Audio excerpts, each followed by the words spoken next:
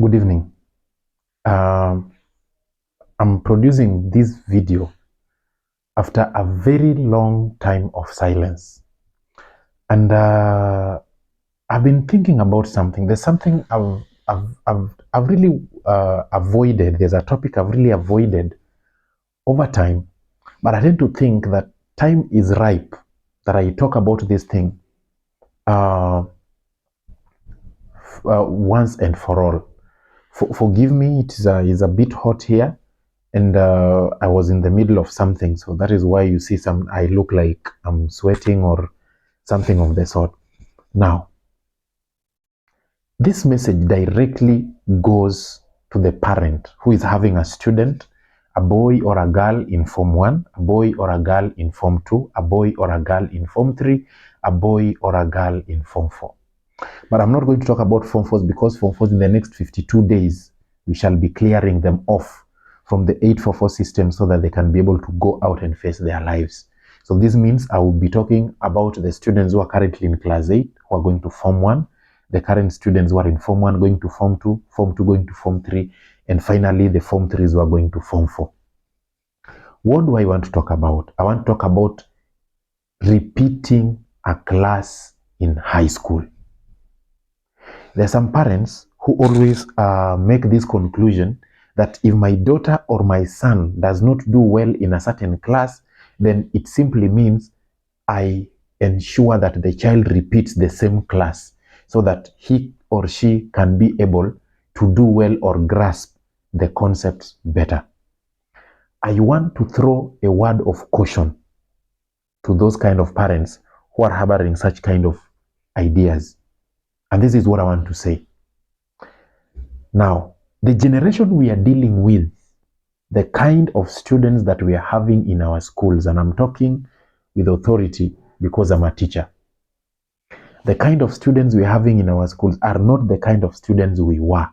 And I keep on saying this thing over and over again. The kind of students we have today are not the kind of students we are going to dictate terms for. The girl comes home or the boy comes home and the results are poor and you are telling the boy or the girl, I want you to repeat Form 1. I want you to repeat Form 2. I want you to repeat Form 3. Actually, you are supposed to be going to Form 2. You are supposed to be going to Form 3. You are in Form 2 currently. I want to go back to Form 1 and start afresh. Remember, you are giving an order. Remember, you are giving a directive. Remember, you have closed doors for any possible negotiation and agreement, and most importantly, partnership. And I said in one of my previous videos that the kind of generation we are dealing with, if you partner with them, you are likely to get a lot of result from them. But if you give orders, you give directions, you are Moses with the staff, and your children are Israel, and they're supposed to be doing the 10 commandments without questioning, I want to tell you, you will remain alone and you are going to lose your children in the process. Now, let me say this. Why do I say that this issue of repeating classes or taking the student a step or 2 steps back is very dangerous? Now, there is no guarantee that if a child repeats a class, the child is going to perform better. There's no guarantee that if you take a child who is supposed to be going to Form 4, you take that child to Form 1 or Form 2, the child is going to do better. There's no guarantee that if you take that child in the present school, the child is supposed to be going to Form 3, you take that child to another school and you tell the child to repeat Form 1, that the child is going to do well. There's no guarantee. Do you know why I'm saying that there's no guarantee? This child will listen to you give your orders. The child will listen to you giving your directives now that you become Mr. Moses and the 10 commandments. And the child may not refuse. The child may decide to agree with you. The child may as well decide not to oppose you. Then go to school, repeat that class you want them to repeat, and then they fail. They become more useless. Their results nosedive even further. They begin to become indisciplined. They begin getting engaged in various indiscipline cases. Do you know why those things are happening? Such kind of things are happening because the boy that you told to go and repeat, or the girl that you told to go and repeat, is on a revenge mission. And that boy is going to revenge against you. This kind of generation we are dealing with, and I keep on saying, they do things, they behave, they talk like they are doing a favor to children, to their parents, they're doing a favor to the teachers. Actually, if you don't partner with them, everything you tell them, they will look at it as if they are doing a favor to you. They don't know that they are making their lives. And therefore, dear parent, I want to let you know this. Before you make a decision that your child is supposed to be going to another school to repeat a class, or even repeating a class in the school where the boy or the girl is, please agree. Listen to the opinion of the boy. Listen to the opinion of the girl. Try to brainstorm different options. Like, for example, this is a Form 1 who is going to Form 2, or maybe the boy or the girl has already selected subjects. You see, the first thing that you need to do is to maybe get a professional, or if you can, take this boy or this girl down the subject selection lane. Discuss this subject combination of the boy and the girl, and be able to give the boy the simulations that the different subject choices are going to, how they are going to look like. After that, if maybe the boy is in Form 2 or the girl is in Form 2 going to Form 3 and the subjects are already selected, now it means you have to direct the boy, you have to guide the boy or the girl using the subjects that are on the table.